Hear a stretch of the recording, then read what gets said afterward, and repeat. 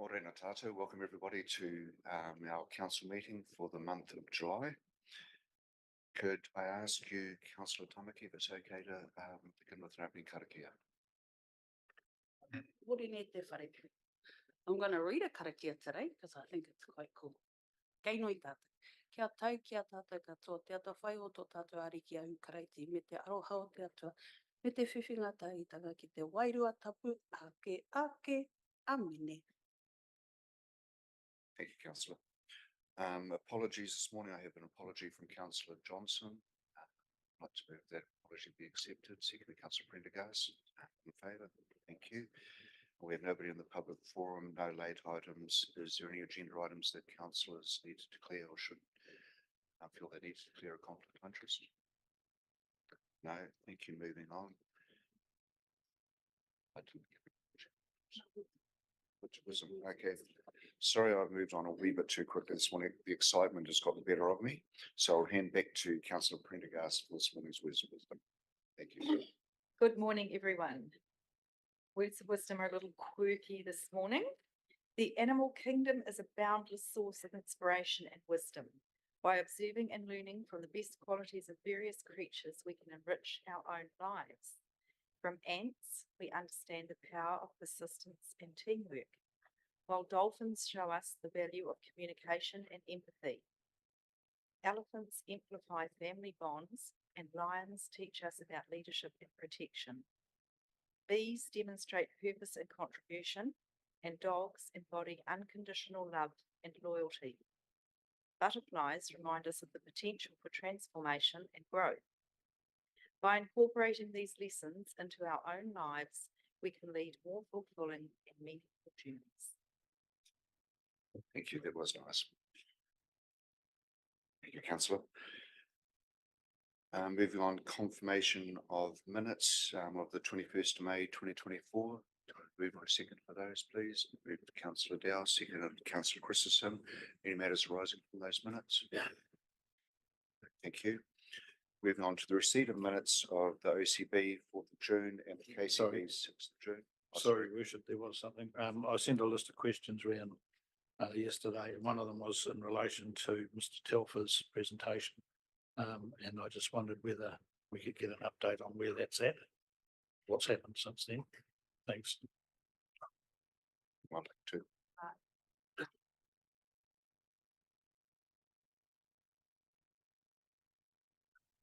Sorry, yeah.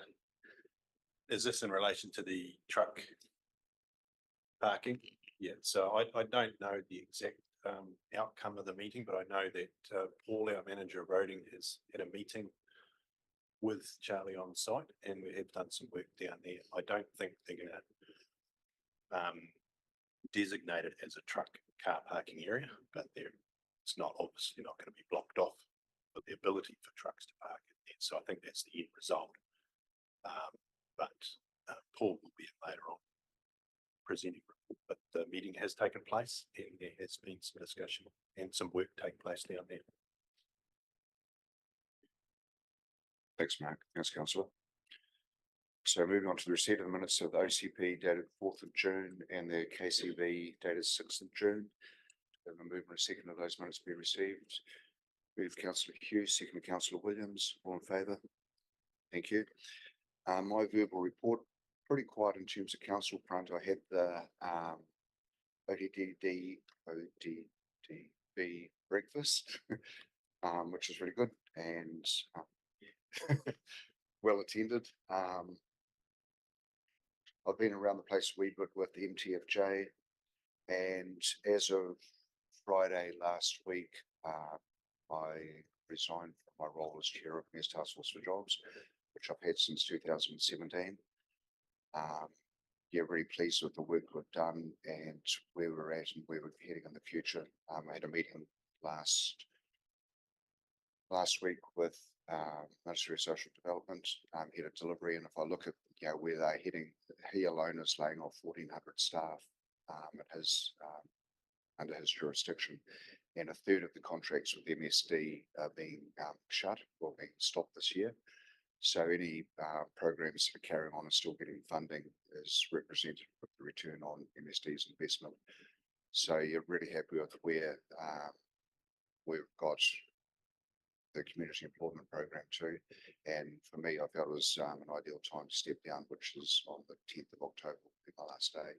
So yeah, 7 years of voluntary service to something like this, yeah, a lot of time and pretty dedicated time with that. So somebody else can take that role now. Yeah, so that's it from me. And I'd just like to move my mayor's report be received. Thank you. Second, Councillor Jeffries, all in favour? Thank you. Moving on to item 152, compliance and enforcement policy. Tony.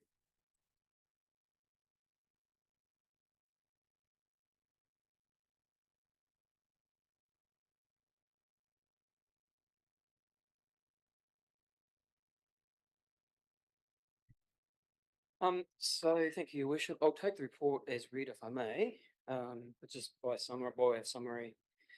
In the executive summary, to summarise that, we have obviously enforcement compliance as one of our statutory functions. And through my time here, what I've observed is we get them occasionally through some complaints and issues that come up around various non-compliances. We don't have clear guidelines around that. So while we have the statutory function, we don't have a very clear policy around how we are going to administer that. And so that's the purpose of bringing this policy to you today. It's based on best practice. We looked around other councils, what they do. We think it's fit for purpose and hopefully reflects the direction you've given us so far around light touch.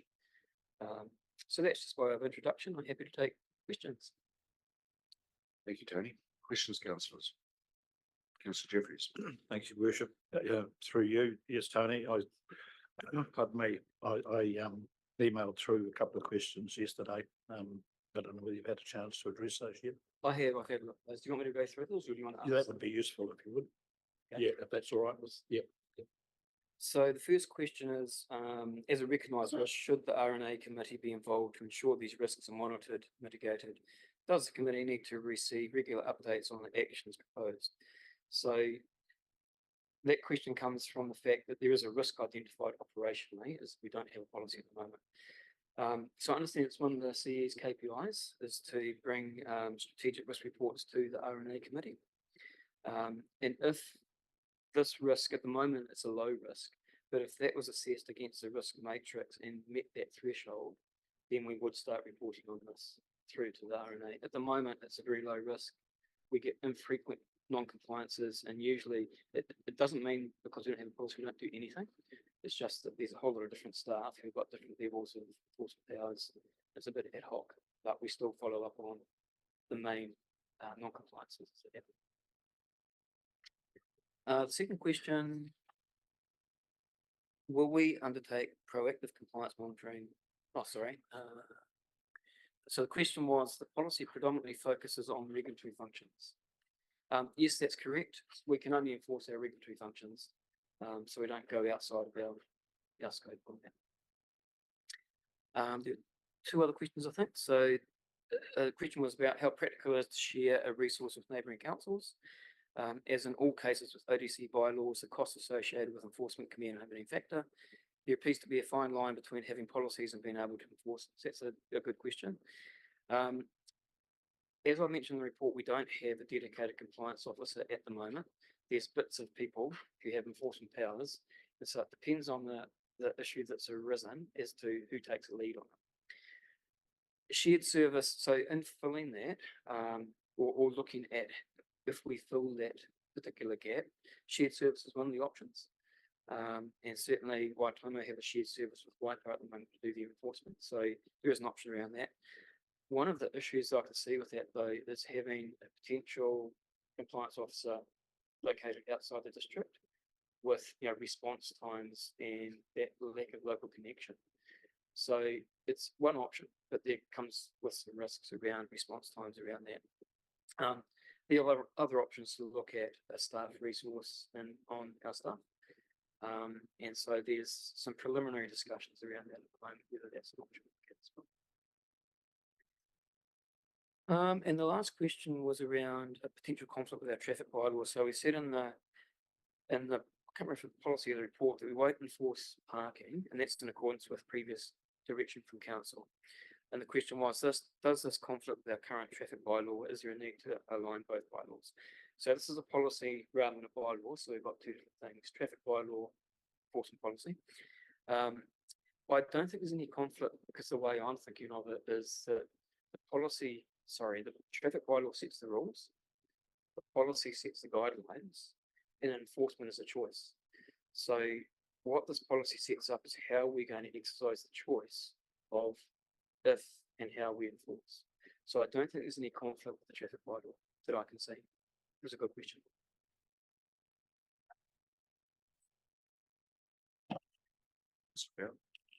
Just going on the parking, not just to get my head around it. So basically, if someone, there's a bylaw, but obviously the bylaw is meaningless because no one's going to enforce it. Is that kind of what the, because I thought of one of the workshops we were looking into doing Yeah, something so about it. if I recall the discussion we had at the LTP workshop, it was along the lines of we don't enforce parking at the moment. And the direction was, can we look at signage and can we look at road marking on the bus stops? Because that was the area that came up. So that's underway at the moment. I'm not sure where Mark's team is with that, but that was something that we're coming back to look at.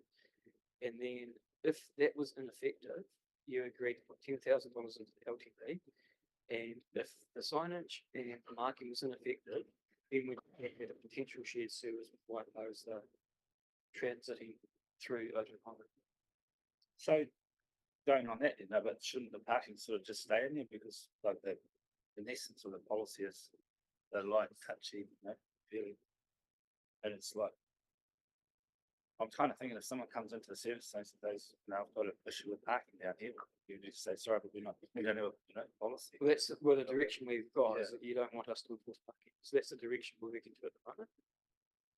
And that's Gonna look reflected at seeing if the signage worked first, just doing a staged approach, and then, yeah, that was the next stage on the discussion we had last time, Tony indicated. Yeah, so should we remove parking? We are doing something about parking, but to me, this matrix appears that council, just says council doesn't enforce the parking. That was We the may- council direction that staff were given. If you would like us to. Well, the enforce direction parking- I thought was we were looking into. So, yeah, that's why I'm a bit confused. So it's Sorry, like yeah. a stage thing. We're doing the painting, the signs, and then if that doesn't work, we were gonna look at enforcement. So I think what Rodney's saying is we've taken it out altogether, so it doesn't look like we're going to. Yeah, Does that make sense? I can have a look at that wording if that's inconsistent with the direction you're giving us. I can look at that. Can someone tell me what page we're on, please? Page 54, I was just looking at that matrix. It's just a bit of a matrix there. Page 54 of the policy. Yeah. Okay. Of the, I can look at that today. wording and make sure it aligns with that previous direction.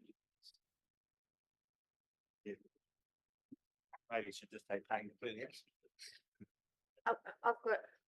Sorry. Yeah, I've got a couple of questions.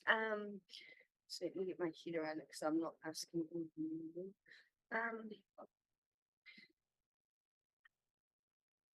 4.6, it's about responding to Facebook. I just think maybe the wording, no, first of all, the question, if it's on a council Facebook page, will we respond to it? I totally understand buy and sell, Kawhia connection and all those ones.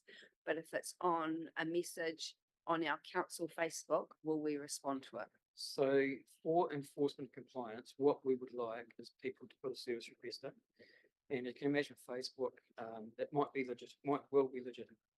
The problem that we've got is that them responding to something on social media that might be, we don't know if it's legitimate or verified. Yeah. If it comes through as a service request, it does a couple of things. It verifies. Yeah, no, I understand all that. So if we see a comment, we obviously have someone that monitors the Ōtorohanga District Council Facebook page. I'm not asking us to log a service request. What I'm asking is, will we respond and tell that person to log a service request? And not do it for them? We'll ask Nadia, because I think there might be a misconception that we monitor our Facebook page for a start, but Nadia can answer what we do from a comms perspective. Yeah, thank you, and through you, your worship. So while we do have communication and engagement staff, we are only at one FTE. We do not have the capacity to monitor every Facebook comment. We do have, when people send us a direct message, we do have an automatic reply that asks them to get in contact with the customer experience if there is something specific that they need to log or a service request. Okay. Thanks. My next question is, I know this is about compliance and enforcement. So when a call comes in, because this will probably touch on you too, Nadia. When a call comes in and it's not actually, say it's something in the waterways or it's not for us, do our customer service staff let them know at that first phone call, or do we log a service request and it bounces around our building till someone picks it up? Like, I'm just trying to get my head around the process. Like, we've got the, you know, our policy, but what actually happens when someone rings and says there's a structure on the foreshore, but that's not actually us that's dealing with that. I'm just saying if our point of contact is, has the right tools to deal with it, so it doesn't get logged as a service request and bounce around. I can give you two specific examples like that with where they come through to me. So customer service don't know what they don't know. So if they think it relates to us, they'll log their service request and we'll go through the most appropriate GM at the time. So I've had a couple of those come through to me as regulatory GM. One related to structure and foreshore. And so I was able to go back to the customer, I think it might have come to you, Kurt, and advise them that this is not a district council function, this is a regional council function. Also, DOC has some jurisdiction there because it related to the foreshore title area. And so I was able to go back and advise them on that, and then they knew where to go, and provide links also to how they can lodge their complaint with other entities. The other one that came up was a jet boat that was going at speed on the Waipa River, past the Marae. So that came through to me as a regulatory manager, and I was able to go back again to the Marae and say, this is administered under the navigational bylaw for the regional council. Here's a link, suggest you log a request here. So we do close that out. Sometimes customer service won't know who it goes to, so it might go to 2 or 3 GMs and then we pick it up. Okay, that sort of answers my question, but it comes back, I suppose, to communication then, not this policy, that maybe we need some guidelines at the front desk, because if Tony was away on annual leave, that would probably just bounce around. No, that's all I'll ask. Thanks. Councillor Jeffries. Thank you, Your Worship. Just picking up on that service request. It's a good system. I'm certainly not knocking it, but in recent times, I've had some pushback on it from people who have raised an issue, and they basically throw their hands up and say, oh, it's too hard, I can't understand it, blah, blah, blah. And to be honest, I've actually logged the service request on their behalf. So I've used their name and contact number so that the staff get back to the right person that actually raised it in the first place. But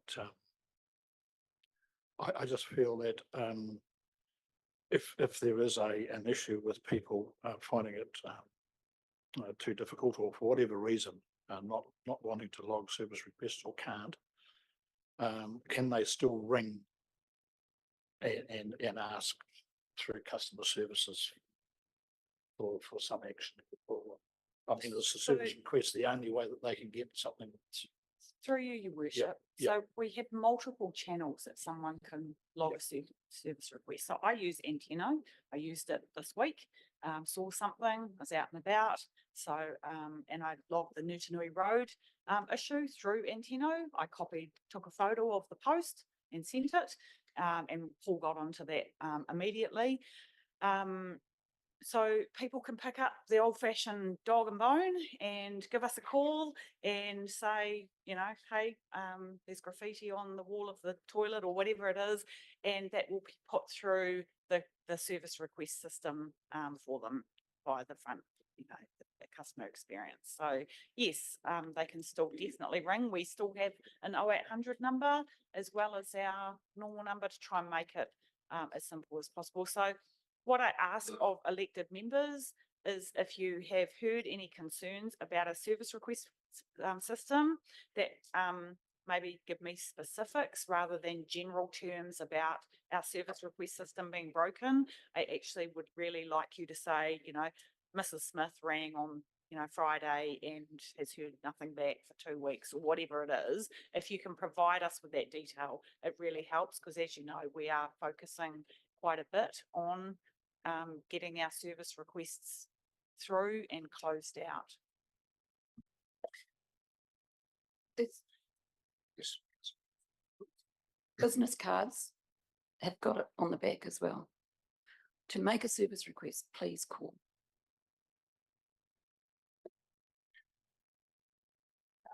It's on the old ones as well. Any further questions of Tony, councillors? No. Thank you, Tony. Yeah, nice to have a policy in place here. So we have a staff recommendation that the Ōtorohanga District Council receive and endorse the compliance and enforcement policy, document number 769218. Moved by Councillor Prendergast, seconded Councillor Jeffries. All in favour? Against? Carried. Thanks, Tony. Appreciate it. Item 153. He's up there. Statement of proposed alcohol policy review. Andrew.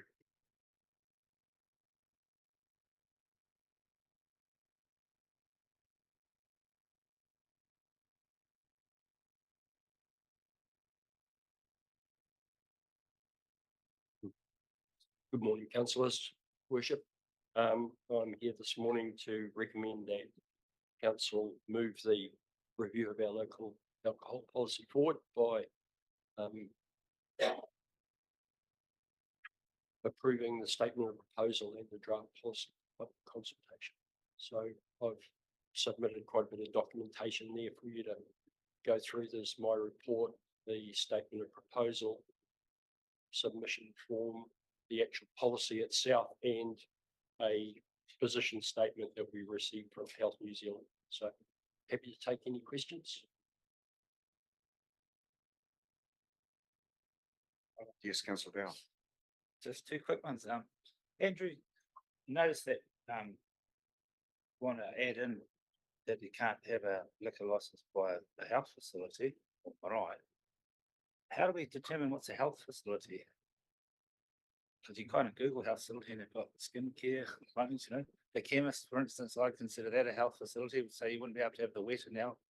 Yes, If that was new because you got a chemist there.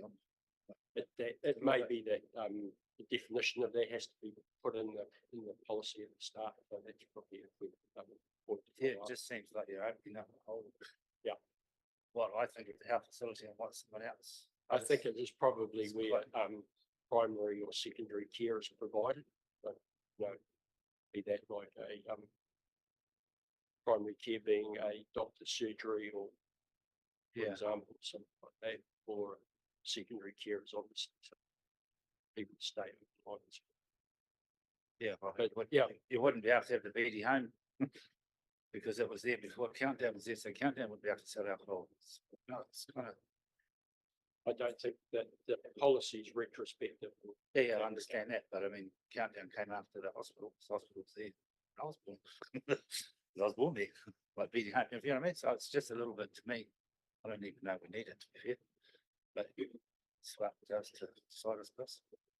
I think it's got more to do with places that it may seek to establish outside of the area that we've defined for in the maps. Yeah, if it's, so if it was in that defined area on our maps, the CBD's that, then technically you could have a liquor place by, if there was a health facility, like, say you've got Scottish chiropractor. Sure. Yeah. You could have a liquor shop next door, so to speak, because in our defined CBD area, yeah. Oh, that was, it. The other thing was, I don't know, I just think it's a quirk of it, how the outdoors, license has to shut an hour before the indoors, and I just, like, I'm thinking of the weather again, obviously, not that I've been there for a long time, but they have to shut outdoors at 11, but inside you can keep going till 12. But it's sort of, I know we discussed it in the workshop, but it's just, one of those little quirky rules that poor old young waitress or waiter's got it's like herding cats, trying to herd them all inside. It's, I don't know, I think it's puts a stress on people in that industry for, to be compliant. It's kind of setting them up to fail with compliance in some ways, I think, because people go outside to bathe and smoke that down there. So, sure. It's my little comments. Thanks, Councillor. Councillor Jeffries. Your worship, through Andrew, I think I might have asked this question at a community board meeting, but can you just clarify again so that it's clear to everybody that, and I'll use the Carvia Hotel as an example. It seems recently that it's closed just about as much as it's opened. So there's nothing in this policy that requires a licensed premise to open between certain hours.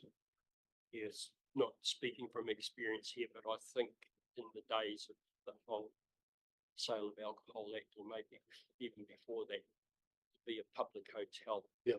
You had to be open a certain amount of time. But there's definitely no requirement now to maintain opening presence for the hours that stipulated on your license. In fact, that some councils are taking the other approach where they are looking to pull back on the hours that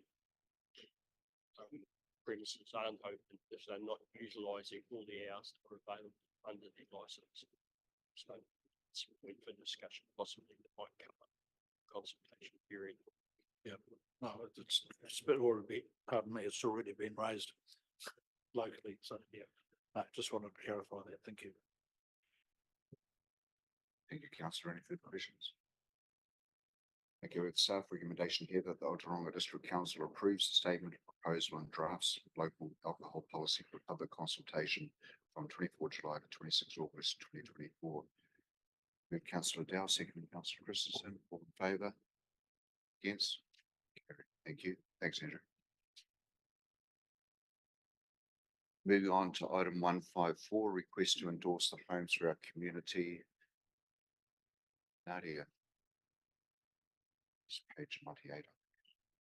Thank you, Your Worship. Good morning, councillors. We are running ahead of our schedule. So Michelle Hollins from Elevate or DDB will be joining us online not long after 10:30. So she'll be attending to support this item and any questions you might have later on with regard to the attachments, the request and the plan. So this report marks a key milestone for the Ōtorohanga District Housing Plan and for the community group behind it. As noted in the report, the housing group and council have had a close relationship since its inception, with both Councillor Jeffries and myself as contributing members to the group. Also, the housing group has presented to elected members through the long-term plan, with council adopting housing focused actions as an outcome of that presentation. I do need to highlight an amendment to the staff recommendation B. I was obviously in a haste to go on holiday a couple of weeks ago. It should read, or it should include, that the appointment of the councillors to the Housing Advisory Group and the Community Delivery Committee, which is currently referred to as the Housing Group. I don't see any reason for those councillors to be different for each of the various groups. And the roles of each of those groups are described in Appendix 3. With that, I'm happy to take any questions of the report, and yeah, Michelle should be joining us shortly. Otherwise, I'm in the hot seat. Thanks, Nadia. Any questions of Nadia, and don't make them too hard?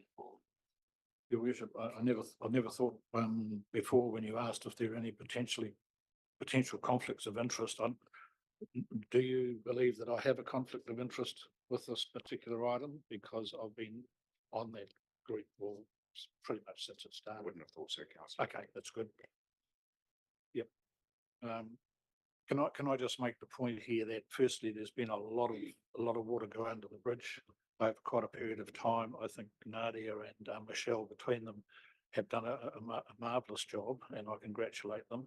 And it's great to see that we're finally getting something coming through now for council to look at.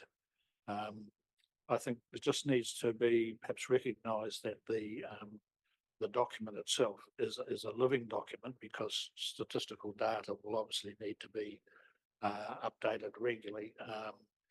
So if you look at it on that basis, rather than take it at face value, that would be a good way to view it.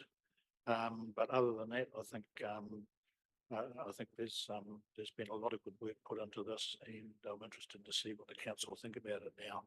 Thank you. And if I may add to that, your worship, I think a key thing to point out is that that the action plan that actually supports the document that you see is still in development. It will capture the commitment that council has already made to this, as well as the other work that's going on with the Ōtorohanga Support House. And then we'll start to bring in the other organisations that want to contribute to the housing solution. Councillor Prendergast. Through you, your worship, I just wanted to ditto Councillor Jeffrey's comments about the hard work and the great document that you have there. It was very interesting reading and very timely. Thank you. Yeah, thank you, councillor. It's an ongoing struggle around the country, and it's nice to have this in front of us now, as you've mentioned, because we're listening to Mayor Tapsell yesterday about the issues with Rotorua and emergency housing and that. I mean, Mayor Southgate, same thing. I mean, the cities are really, really struggling, and it's not getting any better by any means. And if we look at the stats here, this is going to be an ongoing issue for a long time. So we have the two, in the absence of Michelle, we do have the two bullet points here: an appoint councillor and an alternate. Michelle, welcome. We're just about finished without you. But Nadia, is there anything you want Michelle to add at this point before we move on to looking? No, okay, Michelle, good. You just sit there and listen then. So in terms of appointing councillors, we could go around the table, but Councillor Jeffreys, with your participation so far in this, do you have a desire to still be council representative? Pardon me.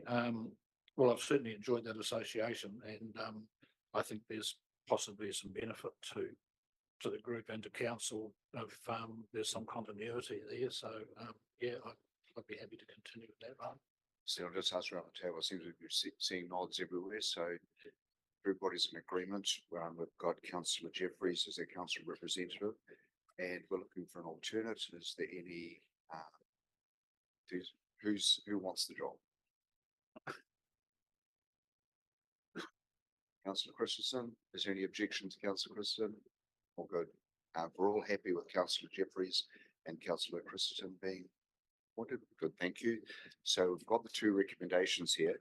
The first being A, endorse the Homes for Our Community, the Ōtorohanga District Housing Plan, and B, appoint Councillor Jeffreys as a council representative and Councillor Christensen as the alternate council representative on the Housing Advisory Group and the Community Delivery Committee, currently referred to as the Housing Group.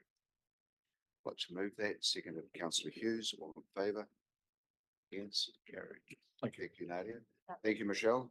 Thank you, councillors. Thank you, your worship. Thanks, Michelle.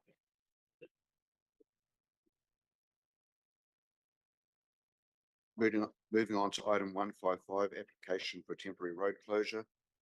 Is Paul in the room? Yes, he is. Welcome, Paul.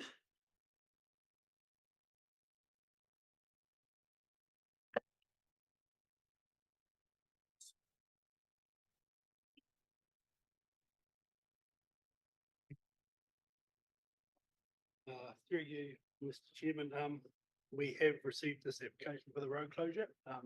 Councillors are fairly well aware of this. We had a presentation from Targa. 2 council meetings ago. And we have advertised the road closure as required and had no objections, so I think the report can be taken as read. Thank you, Paul. Questions, councillors? Is there more rallies at the moment than what there has been? It just seems like every second month or every month we're coming up with a new rally. Or am I just, It's just. is the years just rolling by? I think the answer is the years are just rolling by. Okay, thank you. Yes, Councillor Williams first. Sorry. Thank you, Your Worship. Not a question, but just a comment. Our staff who live on one of the sections, I can confirm that they did have a visit to the door. It's not an easy trip to get to their door. So yeah, good to hear that. And the person concerned had an in-depth conversation. It wasn't strong arming or anything. So good to hear that. Thank you. There is no further questions. So we've got the staff recommendation that the Ōtorohanga District Council approve the temporary road closure in accordance with section 319H and 342, section 11 of schedule 10 of the Local Government Act 1974 with the following on A1 through 8 and part B moved by Councillor Jeffries, seconded by Councillor Prendergast. All in favour? Against? Carried. Thanks for the hard work, Paul. Thank you.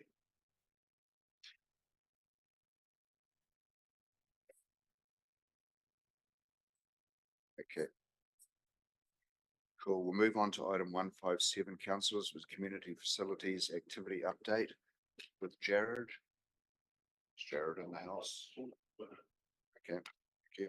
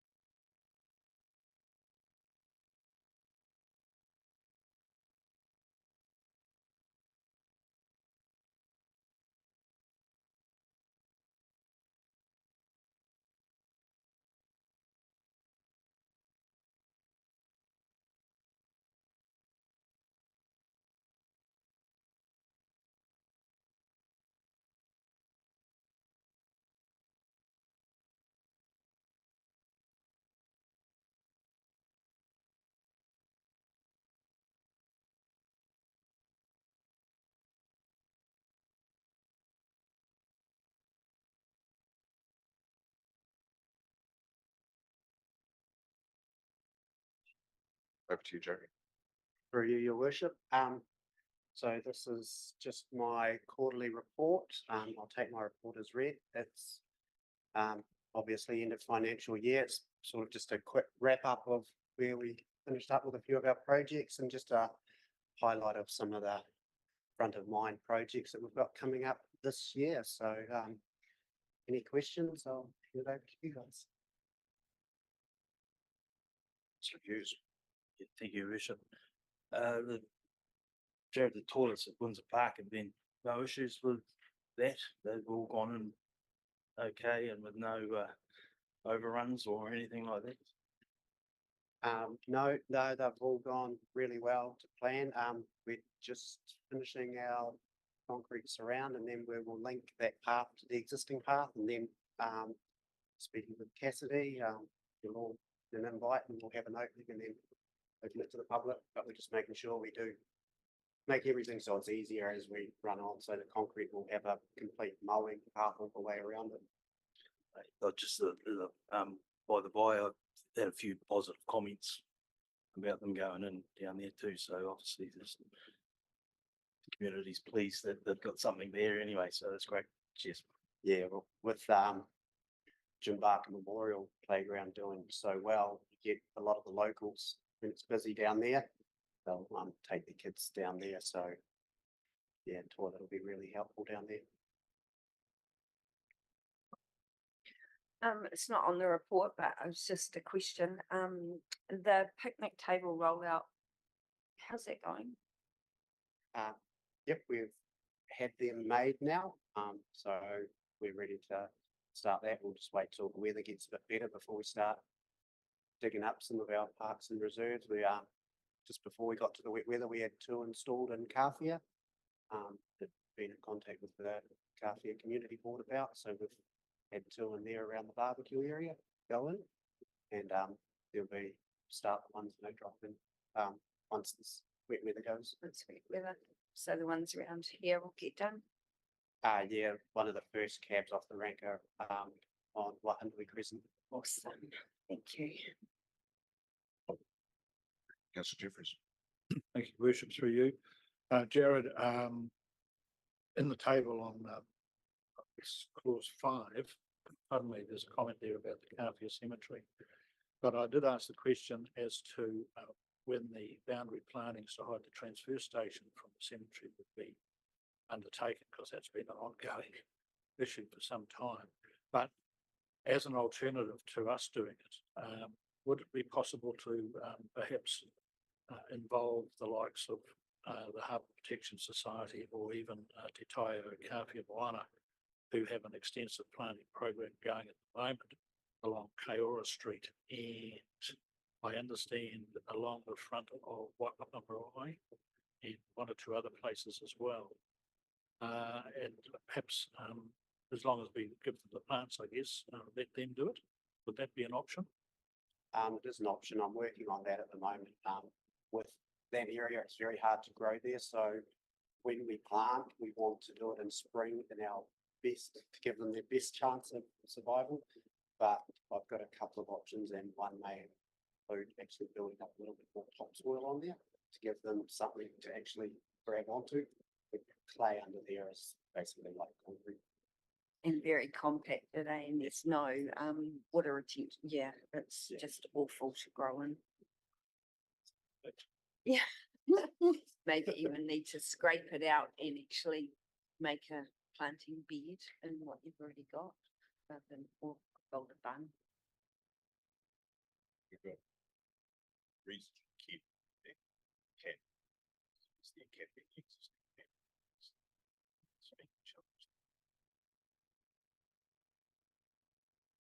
Councillor Williams.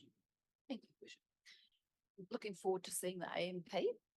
Is there any light bulb moments that you've had along the way, like it's bigger than we thought, or stuff we didn't know we had, or? So probably more through what our asset team is doing is actually we're following on from the SAM is actually registering all our assets in a database, which before was our community facilities were not held, and speaking with a lot of other councils, they're all going through that process. So we've found things we didn't know we owned, things that we no longer own. So once we get all this in the database, that'll inform our AMP, becomes a living document, and this all our maintenance will be put through this program as well. So once we're all lined up, we're going to fill a lot of holes that we found that we had an idea they were there anyway in our data. Thank you. Any further questions, councillors? Thank you. Thanks for the report, Jared. Yeah, good to see all the work being done. Obviously, there's a good work program in front of us still. Staff recommendation that the Ōtorohanga District Council receive a report titled Community Facilities Activity Update for the month ending 30th of June 2024 from Jared. Could I have a move on a second of that, please? Move Councillor Dell, second Councillor Williams. All in favour? Against? Carried. Thank you. Thanks, Jared. Right, councillors. First, I'd just like to welcome John and Sarah. And on that note, we'll move to item 156, gift of land for a rural park and development of concept plans. Ross, please.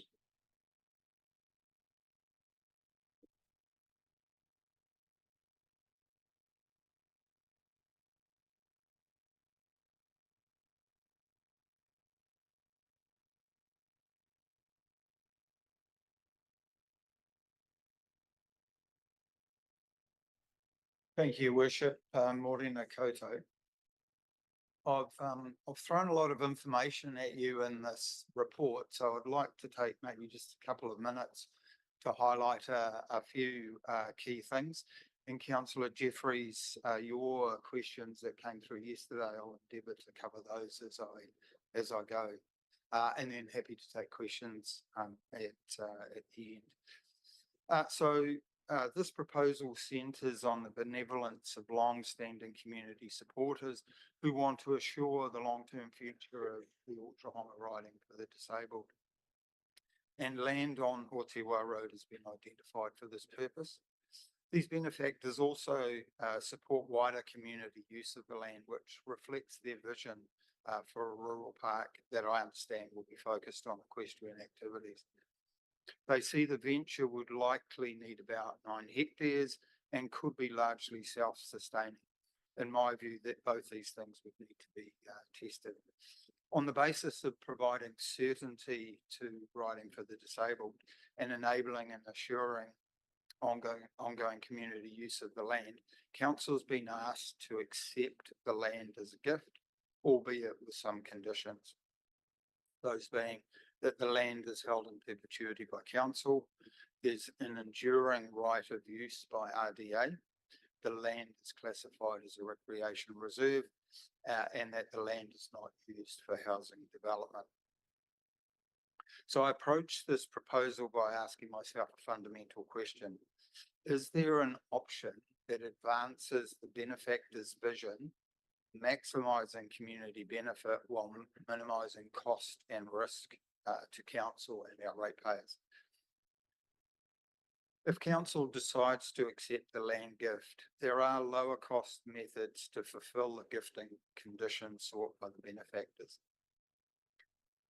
I note that Council ownership of the land is not a prerequisite for achieving the benefactor's vision, nor does non-ownership of the land restrict Council providing support to the proposal. However, Council's ownership is likely to provide the highest level of surety, but there are pros, cons, and significant risks for Council in this regard, and these are covered in the report. Aside from the RDA as a primary user, the potential use of the land introduces considerable complexity and therefore risk to Council. It is not prudent, in my view, to limit options to simply accepting or not accepting the land as a gift, when there is such uncertainty around the future use of the land and how that uncertainty may impact on Council or our ratepayers. The vision of the gifters provides a clear and readily separable option, as their concept sits outside of Council's core service functions and is not intended to impact on any existing or proposed community activities to which Council has any involvement with. So should be viewed, in my view, as a complementary rather than a competing option. In contrast, the prospect of a multi-use sports park, as raised at the last Council meeting, would accommodate the rural park aspects, but is fundamentally different in that it aligns with Council's core function of providing for sports fields and associated facilities, and directly impacts on the future use and development of Island Reserve and possibly the domain. If supported, the nature scale and costs of a sports park mean it will likely take many years to deliver. So this comes at a time when some sports clubs are seeking greater certainty from Council now as they plan for their future and investment required. Considering the land gift on the basis that it would likely to be developed as a rural park with that equestrian focus, but leaving the door open for a future sports park development adds to the uncertainty and the potential risks to Council. In my view, both options need to be fully defined, including land area requirements and the feasibility of their delivery and ongoing operation rigorously tested. How else can council be confident about the nature and extent of the potential benefits and the costs and risks involved? In my view, a feasibility assessment of a rural park proposal would be required by potential funders, even if council wasn't to be the landowner. However, as landowner, council would be required to undertake community consultation on a potential sports park. But it would not be, in my view, prudent doing that without the information our community and stakeholders would need to understand the potential costs, the risks, responsibilities and rating impacts. If council is to be the landowner, and irrespective of the land use option, I'm recommending that a feasibility study and any other due diligence work be undertaken before any final decisions about accepting the land gift are undertaken. And the gifters have said that the land could be held in trust for up to 3 years until council is ready to accept it. And I'm mindful that this presents perhaps a catch-22 situation where, on the one hand, developing some concepts that present the potential for the use of the land is something I think that was suggested at the previous meeting. The other side of that, and perhaps I'm still scarred by the recent LTP process where we had to ensure a good level of detail was accompanying any proposal so that people could present an informed view. So, but I leave that on the table for your consideration. Having regard to the fundamentally different nature of each option, I do not assume that the due diligence costs associated with testing the feasibility of a rural park is being met by council. However, should there be a preference for a multi-use sports park option, I suggest that perhaps it is appropriate that council fund these costs associated with undertaking feasibility work. And I'll flag that looking at the recent multi-purpose community hub project, around $50,000 was required to undertake that work. If the sports park option is preferred and the importance of feasibility assessment and due diligence work is accepted, then council needs to determine how that could be funded. There's no existing budget, but utilising the funding allocated for the implementation of all 3 concept plans now in place could be a consideration. That budget is $600,000 per annum each year over 3 years, meaning that if this work was to be funded to the extent that I've suggested, just under 10% would be taken for a project that hasn't been identified or accepted through a concept plan process, nor through the development of the draft Ōtorohanga Reserve strategy. And again, if that was the preference, such a reduction in the budget would mean that some concept plan projects won't be able to progress. It's not possible for me or anyone to identify which projects might be affected at this stage, as that prioritisation process is still a couple of months away from being completed. Also, I think it can't be assumed there will only be projects in the Ōtorohanga Town Concept Plan that could be impacted. So if council's preference is to accept the land gift, irrespective of which option, it is expected that all costs and other matters associated with council receiving an unencumbered gift could reasonably be met by the gifters. These expectations, together with the costs and responsibility for any feasibility and due diligence work, should be reflected in an agreement acceptable to both the gifters and council. And this is reflected in the report's recommendations. So with that, Your Worship, I'm happy to take questions. Thanks for making it easy, Ross. I'd just like to welcome Colin and Diane as well. Yeah, look, there's a lot of things to consider here, and you know, I've reflected on this over the last month, I suppose, in terms of where we're heading, and I'll put it out to everybody around the table. And certainly, I think the original with the reserve management plan, I think that was visionary. I think there's discussion about whether it was visionary enough. I think there's different people have different visions in different directions, and I thank Councillor Dow for bringing an alternative thought process to the table. But I just want to just feel that out around the table in terms of, in light of what Ross has just told us here, whether there is an appetite to go down and consult publicly about multi-hub sports facility, knowing full well that it's unbudgeted expenditure. It is taking the core sports facilities out of town.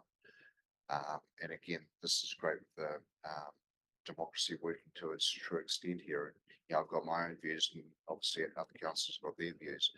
So first off, I think, can I just ask around the table, firstly, are we all accepting of this wonderful gift of this land to council? Just, okay, so I think we've got that there covered to start with. So this, we can work through that equation, but the next part now is whether there's an appetite around the table to go out and consult on a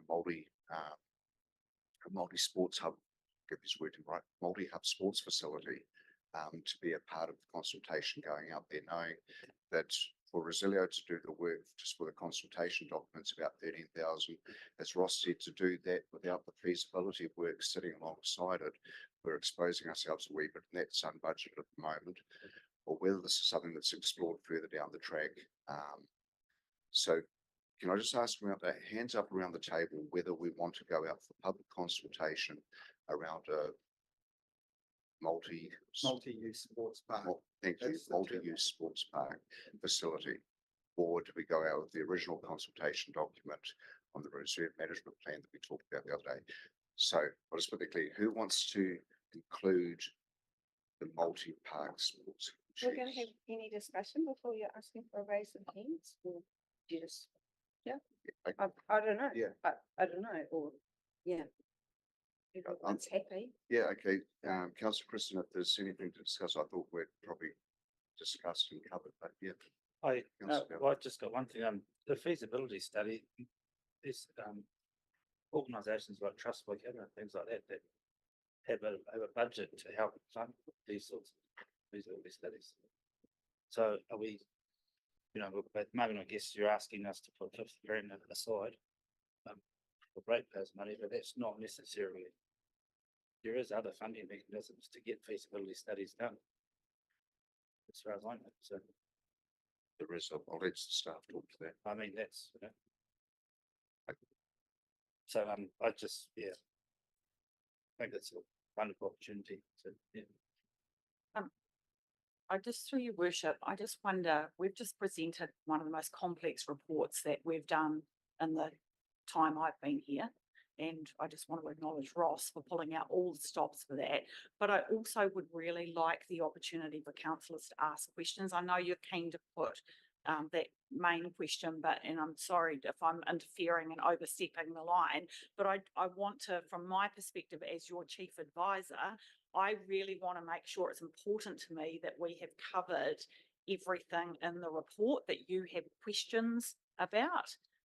So I just wonder if, is that okay? Just to, obviously, because of the complexity of the report, I thought most of the questions were answered there. So, yeah, so probably a bit unfair of me to assume that everybody doesn't have questions yet. So, Councillor Chris.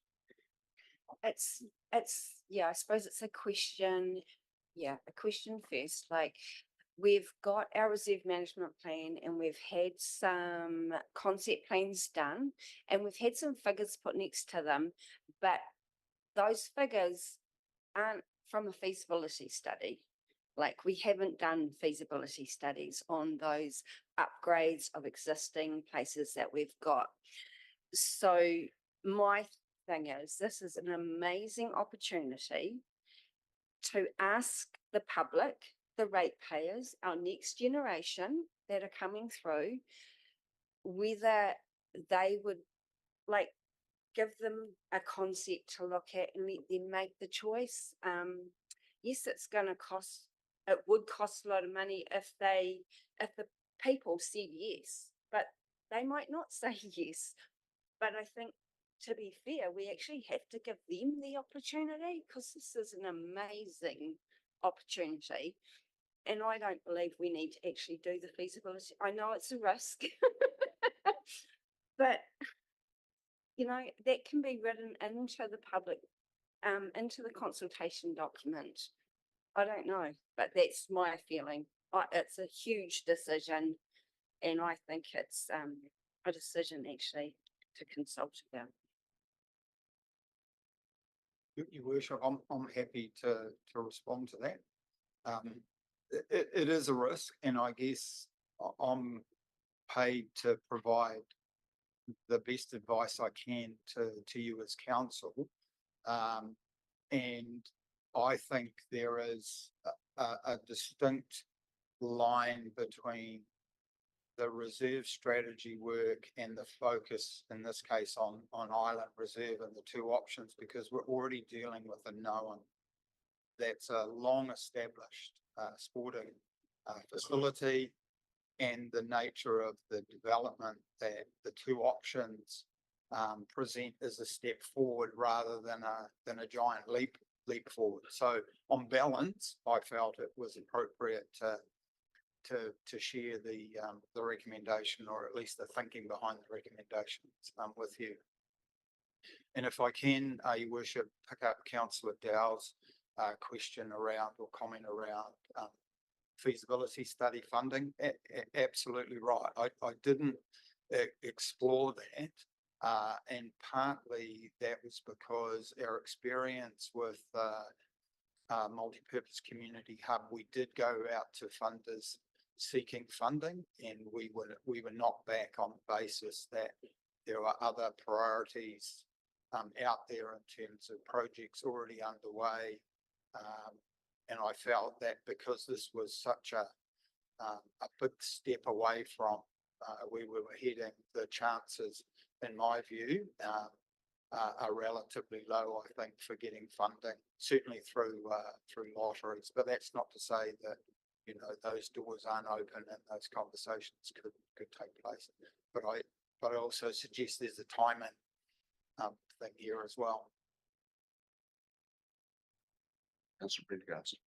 Through you, Your Worship, I would firstly like to acknowledge the enormous amount of work that went into the reserves management proposed plan strategy. I think it's, when I read it, I was really excited, and I think that there was a lot that had gone into it that needs to be acknowledged. I also want to acknowledge this wonderful opportunity that we have in front of us, a gift. And in my view, it would be short-sighted not to go ahead with the gift, with the feasibility study, so that we are looking forward into the future and making decisions and presenting them to our community so that they can make sound decisions. So just for clarification there, councillor, that is, you're talking option 2. I haven't defined in my mind quite whether it's option 1 or 2, but I will definitely be supportive of going ahead with gifting. But yes, so yeah, I guess I've just said option 2 with the feasibility study. Through you, Your Worship, just in terms of order, so accepting the gift is the first part. So, and then we draft a heads of agreement that's acceptable to council and the gifters. We include 2 options in the of concept plans in our draft reserves management strategy if we proceed with option 2. And then dependent on the feedback from the community is whether we proceed with a feasibility study for the full thing. I'm just trying to get it in my head, because if the community come back and say, absolutely not, we love the idea of a rural park, but it's just one step too far with the other option, then we don't need the feasibility study for the big park. But if they come back and say, hey, fantastic, yes, we can see all the sports here, then we do the feasibility study. So through your worship, there are essentially 2 options. One is that you do all of the due diligence work, including the feasibility work, is done at once. Or what I'm hearing is the floating of an idea that can we take this as a 2-step process?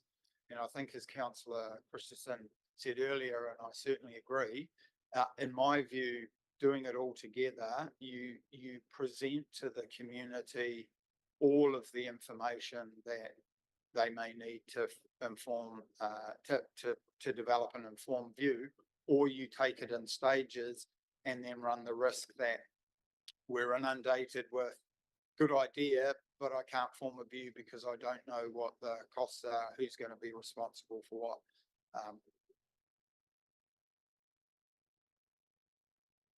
Yeah, and Councillor Leon. So just thinking about that with your reserves management, so that would mean you'd have to have some firm costings in that budget as well. So do you want to put the dollar values forward as well? So in the reserve strategy, we've costed the two options at a higher level, but I think, as I said before, we're talking about something that's quite a bit different. We're talking about a step forward with the island reserve and the domain development options, rather than a major leap, which is what the development of a multi-use sports park on Ōtorohanga Road would be, given the cost, the likely timing that it would take to develop it, and the ongoing impact, or the associated impact on at least island reserve, if not the domain as well. I think, I don't know, I've got things in my head I need to get out. With Ōtorohanga Road, like, the rugby doesn't need to move in the next 5-10 years. We're talking bigger picture, the next couple of generations. I know there's a huge cost around it, but it's not here and now. It's not in the next 5 years. It's about the future. And I don't know if I'm getting what's inside my head out. Sorry. Yeah, I'm just, I was part of the regional sports park in the Hawke's Bay, and I know it's much bigger. It was a regional park, but the master plan was the first stage. You have to have a master plan, because you have to know that you can fit a swimming pool as well as a equestrian centre, or a rugby grounds as well as netball courts, etc. on there. So the master planning was the key, and then the staging and getting funding and all the sponsorship and supporters kind of happened. But the master plan is So critical. That's where I go back Which to would- the concept plan that needs to go out and get a taster with the right wording, that it's not going to happen in the next 5-10 years, all of it. So we can't even do a feasibility.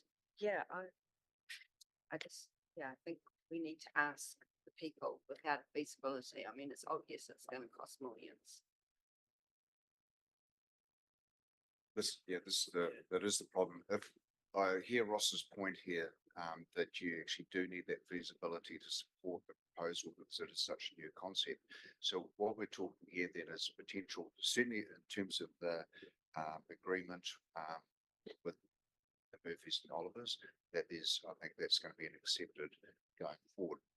So that's step one, which you've got there. So the next one, if we're going out for public consultation reliant on a feasibility study, that's relying on us then getting the funding to undertake the feasibility study, which means the reserve management plan is probably going to be delayed by a considerable number of months. Would that be fair, Ross? I would say probably 6 months. Which I'll go, Councillor Williams, I'll mull this one over to me as well. Thank you. My concerns would be that we need assurance. I'm totally in agreement with in part B of the recommendation, and where the assurance needs to be for the riding for the disabled. And if the gifter holds option 6, where the gifter holds the land in trust for up to 3 years, pending the satisfactory completion of prerequisite due diligence work. And that the prerequisites are definitely that it's the Ōtorohanga riding for disabled assured right of access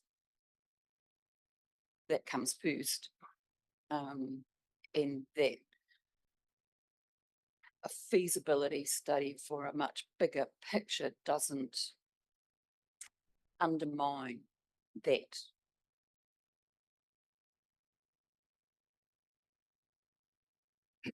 absolutely. Thank you for bringing that point up, councillor. The RDA is at the centre of this. It is absolutely paramount that their options are protected here. Okay, Ross, if we were to accept the sorry, councillor Hughes, yeah. Yeah, sorry. Ross, is there a danger, say, going out to consultation to the public under the current economic climate? Then the appetite might not be as great for this to fly as it would have when the economy's in a better situation. I think, people seem to think, oh, why would we spend all that money? Even though long term, we're looking long term. Some people think quite short term on this, and why would I as a ratepayer want to get involved in all of this under the current economic climate? So there's probably a danger of that too. Whereas backed up with a feasibility study would probably be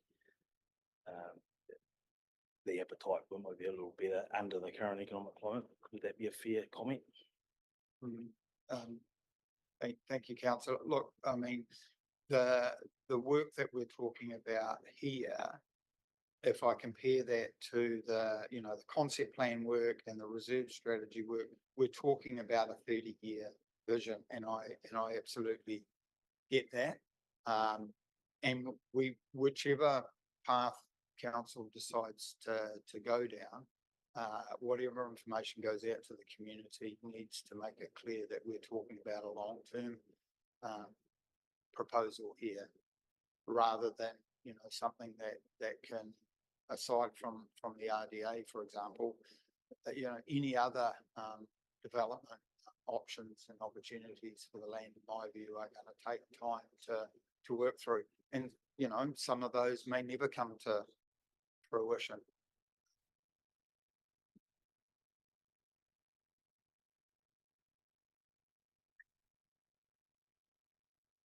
Any further questions, councillors? Yeah, I just had So, sorry, councillor. sorry, Your Worship. Yes. Firstly, I think the generosity of Mr. and Mrs. Oliver and Mr. and Mrs. Murphy is a magnificent gesture, and I think we need to be thanking them for making that. I certainly support the future use of that area, and we're talking about, I understand, 9 hectares. Is that the figure that was the area that was?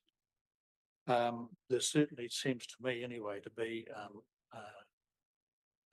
the possibility of expanding the use of that area to take on board things like soccer or rugby or netball, whatever it might be. So at this stage, even though we've still got to go into consultation, I'd certainly support option 2. The issue of funding of the feasibility study is, to me, is a little bit of a red herring. When you look at the cost of the value of that land and compare that to the cost of getting a feasibility study, it's peanuts. And so, and I mean, yeah, there is a possibility, as Councillor Dow has said, that we may be able to get some external funding for that. But at a pinch, there's probably no reason why we couldn't loan fund it if we had to, and spread it over 10 years, $5,000 a year, peanuts. So, I mean, there are all those sorts of options, and that need to be considered. But certainly, from my point of view, I think probably I would support option 2. The only question I raised, Ross, and I can't, I think you probably covered it off, but I'll raise it again. Is it possible to incorporate in the terms and condition of option 1 that acceptance of the gifted land does not preclude the future establishment of a multi-purpose sports park on areas not required by the RDA and other equestrian activities? And if that was the case, then do we really need option 2? So that was the question. But I certainly thank you. So just to reflect, I guess, my understanding of the original proposal or the concept being worked through with the benefactors was a rural park focus with I guess a suggested 9 hectare footprint. So any extent beyond that, in my view, is a conversation with the benefactors that needs to be reflected in an agreement with them before moving on to whatever the next stage is, whether that's concept plans and feasibility or just concept plans. So Sorry, can I just clarify? Have Mr. and Mrs. Oliver and Mr. and Mrs. Murphy actually been asked if they'd be amenable to the area that's been gifted to be used for other than just equestrian events? Have they been asked? yes, They have. Okay, that's good. Yeah.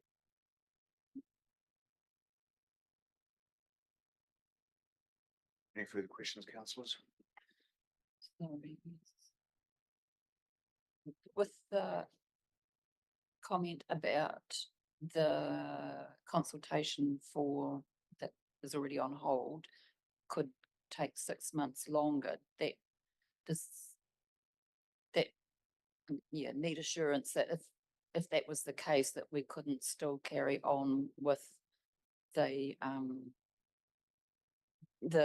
work around the gifting and setting up the trust, if that's the case, and being able to progress the riding for disabled part of it.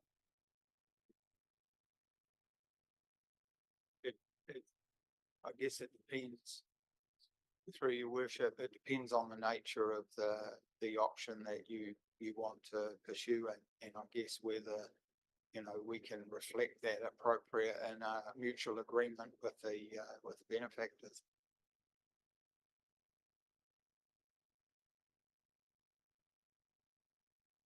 Okay, so yeah, just to get clarification there again, Ross, so geez.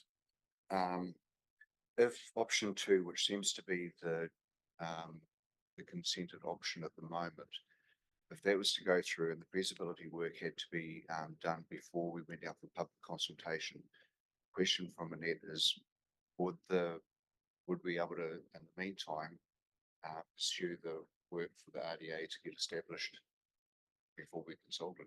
And I guess my question is, who is we? Who is we, and what part do you think council are going to have in establishing and creating anything that goes on this land? Because my understanding at the moment is we're of a mind to accept a gift of land, and that is basically a platform, for want of a better word, for RDA to establish themselves, for a trust to be created in some way. I'm wondering around just managing expectations around how much resource we're going to be putting into this establishment of a facility, whatever that might look like. I don't know whether it's a now question or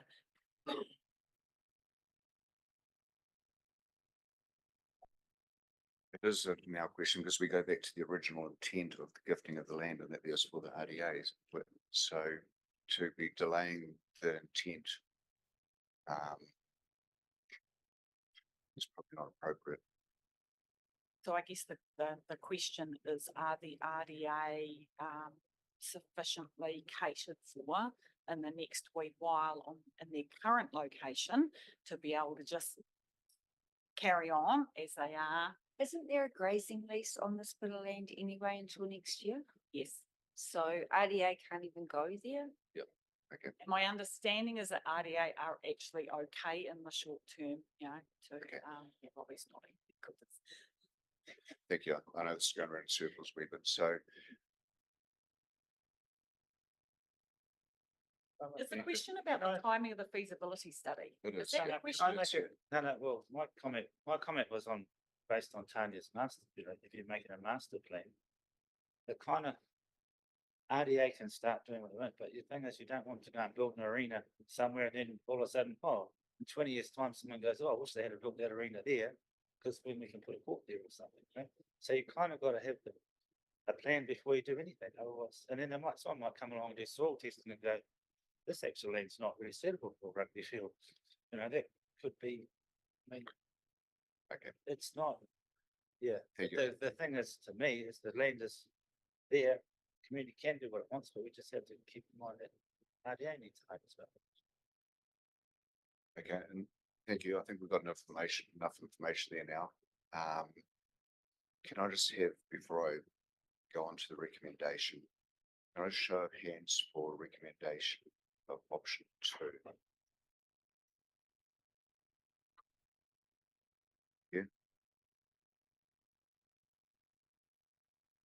Through you, your worship, just listening to some of the concerns raised, I wonder if there's some amendments we could make.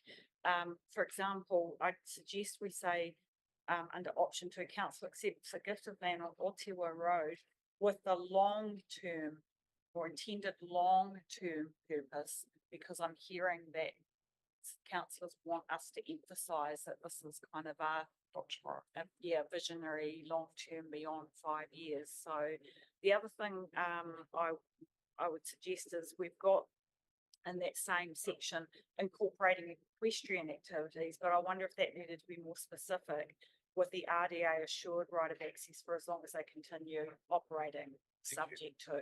So we've got the RDA clearly in that I think that's resolution. Thank you. So I just make those 2 suggestions. Okay, councillors on board with suggestions from Tanya, because I think that does need to be referenced quite clearly that we are talking about long-term, but the RDA is at the forefront of this as well. If you, sorry, I'm you need writing some time. something. You need some time. No, Just- no. Oh, sorry, but just before we move on to the RDA, like it says, will they continue operating? But is there some sort of, just say that sometimes organisations will go into recess for a short time. We need to cover that somehow. And this will be just, because just say RDA did go into recess for a few years, and these happen sometimes, but then it might pop up again. So we need to reference that, or is it just confusing? I think we make a few assumptions in this, and one of them is that council will continue existing as we currently are. And so we're saying, you know, in perpetuity, but as we talked with the Murphys and Olivers around, well, you know, who knows what the Minister of Local Government's going to come up with next. So I guess the intent is, that as long as they are an organisation, that's whether they're in recess or not. And I Ross, Yes, so through your worship, I mean, it's not unusual for these sorts of agreements, hence the suggestion that there is an agreement between council and the benefactors that's mutually agreeable, that in the event, say the RDA cease to operate, then what happens? What is it that council does? Maybe there's nothing. Council just continues to own and ensure community use of the land. But there's so much detail that I think that needs to be worked to, and it's not possible to do that in a forum like this. It's more, is there a principle that supports the receiving the gift of land and the frame around that, and then a process to work through around fleshing out the detail? Okay, Tanya.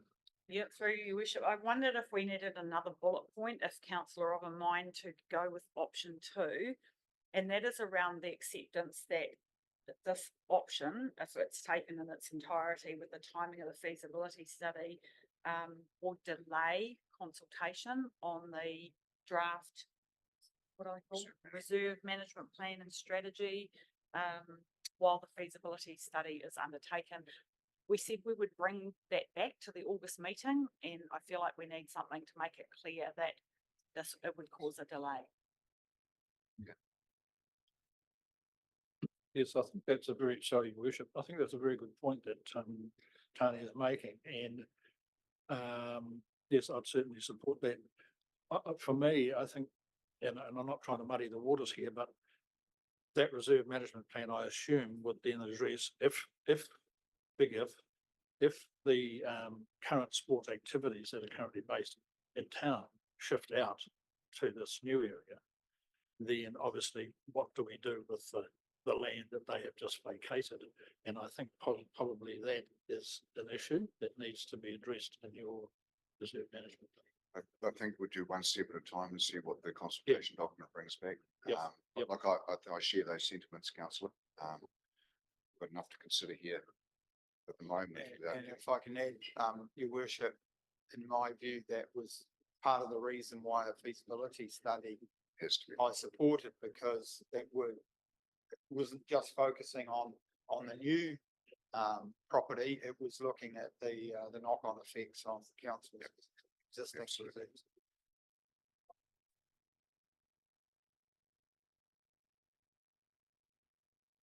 I think we've covered most points now. Do you have a recommendation from? This, are we looking at option 2? We are looking at option 2. Yes. So, so it would be that, council accepts a gift of land on Ōtorohanga Road with the intended long-term purpose of the land being the establishment of a multi-purpose sports park, incorporating equestrian activities with the RDA assured right of access for as long as they continue operating, subject to, the bullet points as they are, with a fourth bullet point that says, council accepts this, that council, wait on. Subject to, wait, I need time to rephrase it, sorry.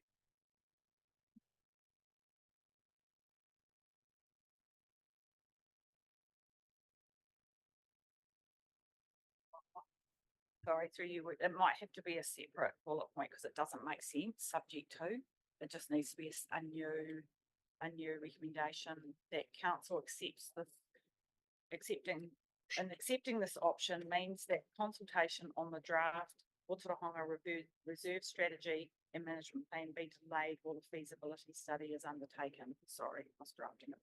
Thank you. And then on to part B, subject to confirming either option 1 or 2, authorises the mayor and chief executive with the underlying bullet points there. I think we've got it, so I'd like to move that. Seconded Councillor Williams. All in favour?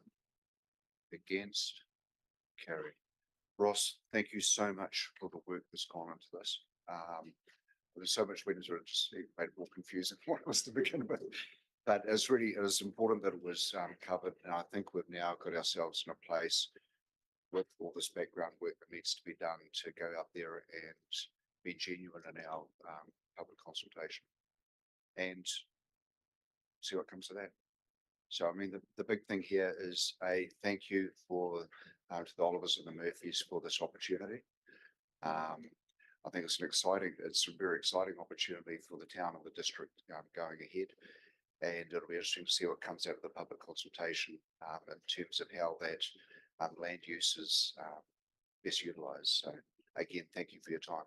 Really appreciate it.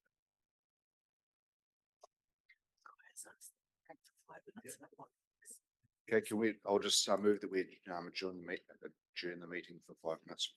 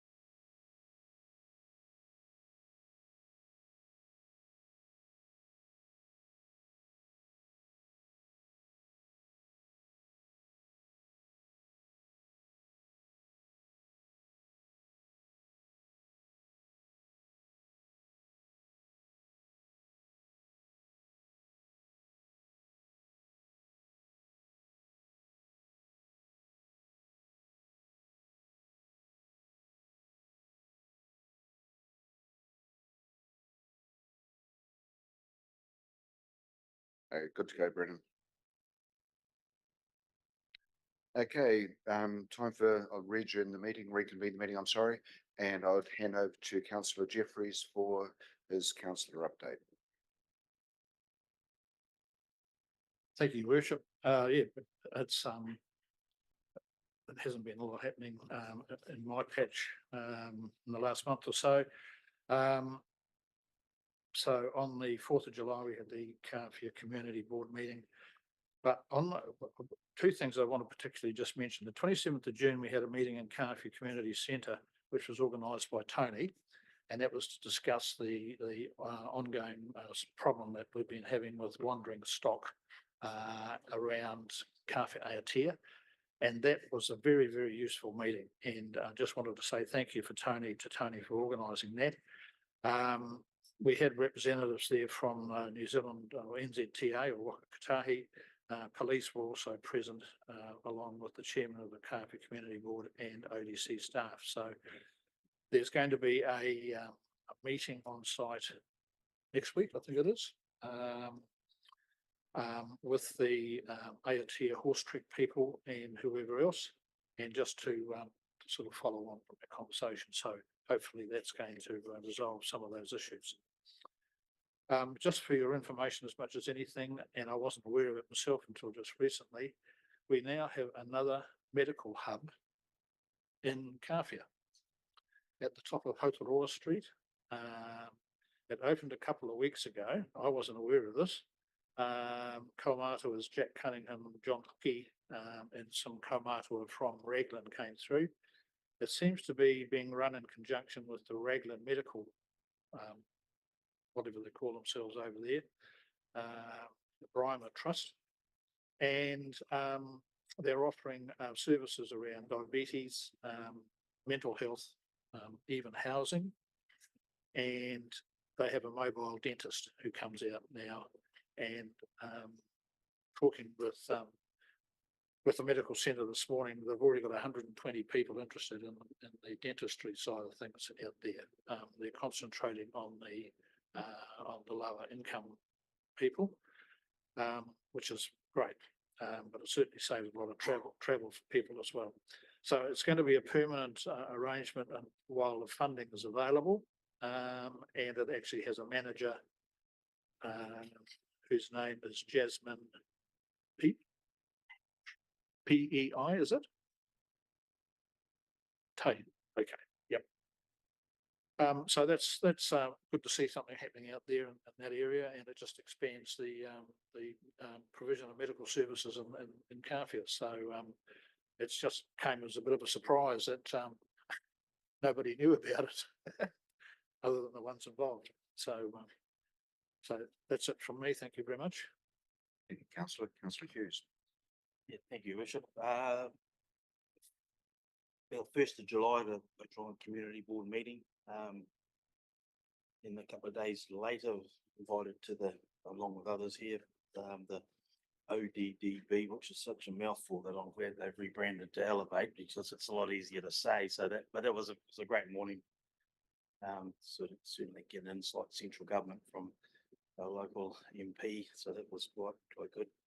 And just although not officially council business, I'd just like to thank Your Worship for inviting us out to your farm on the 13th for the demonstration of your biochar enterprise that you're going ahead with, and it was fascinating, and my wife found it fascinating, which is just so it must be something to it because she's not technical by any means, but she found it quite fascinating too. So I'd certainly like to wish you all the best with that in the future. Thank you.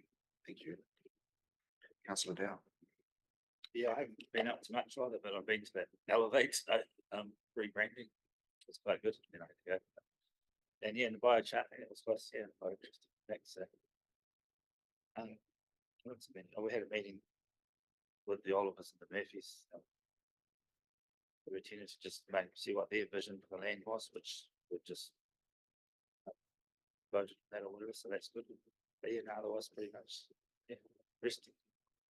Thank you, Councillor. pretty much the same as Stephen Rodney, the community board meeting, development board rebranding breakfast to Elevate. And then we had the meeting, catch up with Oliver's and Murphy's. Joe Butcher and I and Jared actually went around town this month and just mapped out a couple of areas that the community board are looking at putting fitness equipment at. So that's really cool. And yeah, I got to go out to Max's and have a look at his setup, which is really cool. I've got some ideas what it could be useful, but I won't say them here. And just an update, not as Tidy Gardens, but well, sort of as Tidy Gardens Council, Community Board, it'll be pro bono Tidy Gardens doing the work. We've got sponsorship for a whole lot of seed to do like a wildflower meadow underneath the trees up at the cemetery with the okay from Jared, which is a little bit exciting. So yeah, I think it'll look, if it works, it'll look beautiful driving into town seeing that. So yeah, might be something council will take on without sponsorship in the following years because it's not that expensive, I don't think. So a shout out to Egmont Seeds. They also make import our hanging baskets, so they were only more than too happy to sponsor the seeds. That's me. Thank you, Councillor. Councillor Williams. Thank you. Just taking advantage of the quiet month offered in being everywhere else with everyone else.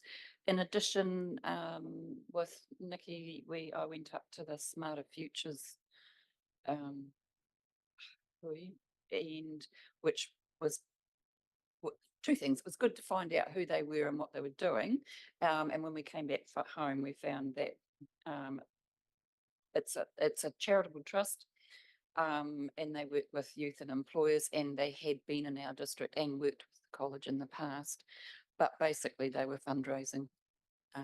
There weren't many, if there were hardly any other local authorities there, but we did make a good connection with Morrinsville College. So it was a little bit of networking, but yeah, we didn't bring anything home for their district. Thank you. Councillor Willison.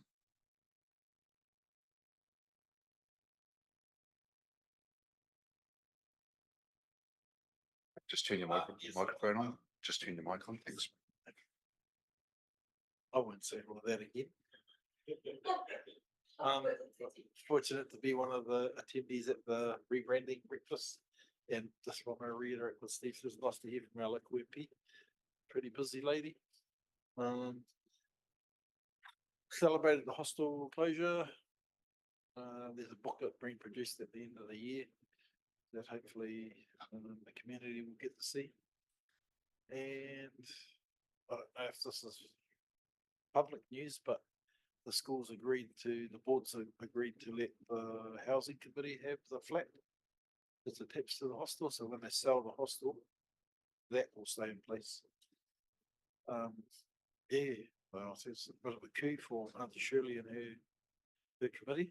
And so fortuitous for ourselves because we've got a whole lot of second-hand furniture that was in good nick that we had in the hostel for the kids to use, and we have to get rid of it. So a lot of it's gone into there. A couple of beds, lounge suite, a whole lot of tables and chairs, washing machine. Trying to figure out how we can get the dry out of the hostel in there too. But yeah, it's a bit of a kick. So that's me. Sweet, thanks, Councillor. Councillor Thomas. Kia ora, I don't know. I don't know if I do these things in Councillor Otai or I don't know thing, but anyway. So been to Moriowai Waiawananga around the freshwater management with Niwa. In the process of working with the whānau from Reranu Manu Marae around the reserve up the top, and how some of you might see on Facebook, some of it's not very nice around the rubbish and the mowing of that other side of the reserve where the monument isn't. So just working with Paul to get something in place. The Hauora Hub out at Kawhia Aroha mai Yeah, so it kind of snowballed out of control, and then before we knew it, it was happening, and we were kind of inundated with people wanting. But in that process, working with Dr. John, coming to an agreement around partnership, and that he's not going to be able to service our community forever. And so some of that partnership wānanga with him has been around succession, and so this has been some of that, I suppose, timely consultation where there's a need for something else. So it's not in competition, it's just in partnership with Dr. John, and he's in and out of the hub quite often. And so, like Councillor Jeffrey said, there is some stuff around dental service, and that's when we kind of deep dived into some of the issues. Lots of it was around oral health, lots of social stuff. So I'm yet to have the conversation with somebody around council actually having a time and a space up there on one of the days for community to come in and talk, whatever that may be and whatever that may look like. Had a hui with the Nehe Nui around the strategies that they hold and how they implement our wider community around co-governance and te reo, mātauranga Māori and education. So that's been really cool, and localised curriculum with, as we all know, ōrākau is hot on the plate at the moment with the pōwhiri for the settlement being done and submissions done yesterday out there. So that was really nice. Go on Facebook, have a look, some real heartstring stuff. So ōrākau rangi au whea mata ki take te rao tūrongo ngā roto hui pūtea, and haurua te punua te roimata. So trying to implement some of that stuff. And had a hui on Saturday with te whare o ngā tai o Kāwhia, who is the representation of marae that fall under Te Nehe Nui post-settlement around climate change with Waikato Regional. Hauora Health around Tūtonu, they were under Te Aka Whaiora at one time, so just trying to tie all that stuff up together. But one of the, just a little paku kōrero, so my brother, my baby brother, who's been to the last time he went to the dentist, he was 7. And so when he was 8 years old, he fell over and he chipped his 2 front teeth. And they've never been fixed ever. And so he was one of the lucky 120 consultant treatments at the dental surgery. And yesterday he went in and he took his photo for his new passport because he has flash teeth. So it's changing lives and it's changing our community out in Kāwhia's. Kia ora. Thanks, Councillor. Councillor Prendergast. Right, so the evening of our last meeting, June 25th, we had the Mentors Evening, which was a partnership between the North King Country Development Trust, the ODDB as it was then, and Legendary Antiquity. So the Ōtorohanga part of it went really well and was very well received. There were 5 mentees that received their mentee free as a promotional startup thing. My understanding is that we got our very first farmer mentor from Ōtorohanga. Is that right, Annette?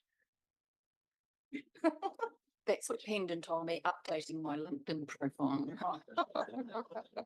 Okay, but that was very exciting anyway. And the Waikato mentors, Tony was very excited about that.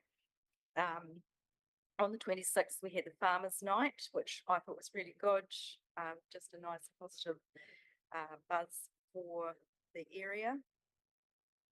July the 11th, the North King Country Development Trust meeting. Now we have a date of Wednesday the 9th of October for the Institute of Directors Finance Essentials Day in Antiquity. And again, it is promoting participants who live within our area first, and then if we get to within a week of that happening and there's still spaces available, they want to fill it up urgently, obviously, and they will take up to 24 people. So it's a fabulous opportunity. The cost to the individual will be $250. The overall cost of the course is $1,200. So it's a very, very good opportunity. And then on the 18th of July, we had the Waikeria Prison Community Impact Forum, which the 12 monthly housing impact report was delivered, and it's very, very interesting reading. I'm sure Nadia would be interested in that. I know Tony's got the reports emailed to him, but long story short, the development so far has not affected Ōtorohanga town with demand on houses for permanent. So I think there was something like 4 houses affected, but the next stage when they're recruiting all the staff is what's expected to impact. So that'll be very interesting going forward. That's me. Thank you. One thing I actually forgot to mention, I was down in Wellington at the Festival for the Future last week, and I was at the Merrill Lunch, which was sponsored by Best Task Force for Jobs, hosted by the Wellington Mayor. So I spoke for a few minutes to an audience of about 250 people, but then my TUI representative this year, which was Mystique, she then followed and spoke after I did, which she is all quite confident until she actually got up on stage and saw 250 people of her peers looking at her. But she spoke, her speech was genuine, was authentic, was from the heart, and the amount of fist pumps she got when she was walking back to her table and congratulations it just elevated her to a new level. Because I mean, it does take courage to get up there in front of that many people, and so big ups for her. Then that night, a minivan of college kids had come down from Otago College to attend the festival, and I went and had dinner with them. Mystique was nowhere to be seen because she had made friends elsewhere, and she was off doing her own thing. So, which was quite cool. But it was good even for the students who came down from Ōtorohanga College. I think only half of them had been to Wellington before. So yeah, quite a big deal. And yes, I hung out with them and had dinner with them that night. Yeah, so the festival went on very, very well. Now, Tony, do we carry on or we stop now and hand over to you? Resolution register? I think we should probably just finish and go through the resolutions register, because then we conclude the open part of the meeting and then we can move into. Thank you. So over to you, Tony. Yeah, so we've got quite a few resolutions here because we've adopted some pretty complex kind of strategies and plans in the last month or so. So I might just go through them one by one. So, well, I might group some of them, but others I'll take one by one. So C128. So this is around the economic wellbeing strategy, and we're recommending the resolution stays on the agenda. In the register until we've completed our letters to submitters. We're also suggesting the same for some ones further on. C219 is around the concept plans, and we're recommending this stays on the register until we bring a report back around the program of works, which Ross has indicated is underway.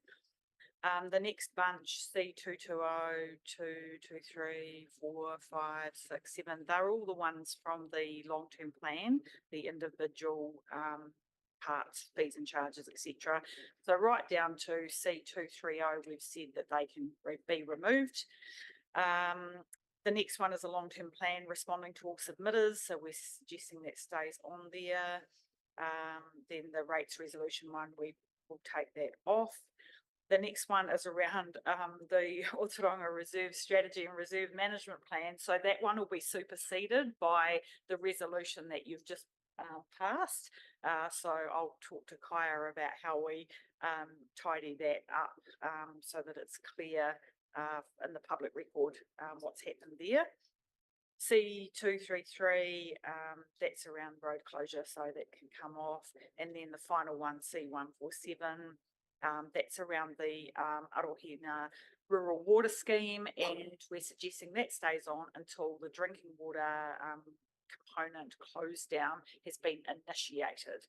So not completed, because that could take a couple of years, but until it's been initiated, all right? So there we are, and there's staff recommendation at the bottom. Just how long, what was the timeline to get back to submitters? Nadia might be able to answer that question. The letters have just been finalised tonight, so it's not an instant. Like as soon as a long-term plan is adopted, they go out. It needs to have quite a bit of consideration and making sure that things align, especially between the economic wellbeing strategy and the long-term plan. So I believe they're just about there. So yeah, next meeting, that'd be. Yeah, definitely.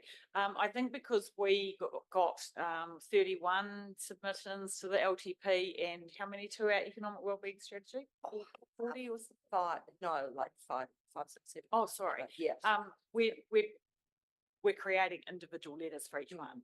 So if we were Christchurch City Council with 6,000 submissions, it would be a thank you very much, and here's a link to our website to read what was decided. But we're, I guess, creating individual letters for each one, so it takes a bit longer. Thank you. Okay, so we have a staff recommendation that Ōtorohanga District Council confirm the removal of resolution C 220, 221, 222, 223, 224, 225, 226, 227, 228, 229, 231, and 233 from the register. I'll move that. Second, Councillor Prendergast. All in favour?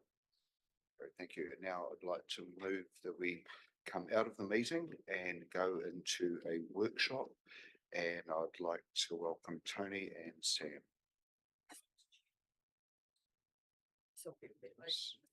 We need to move to go into public excluded. Okay, first off, I'll move we go into public excluded. Second, Councillor Jeffries. And I'll see that on here sign disappear.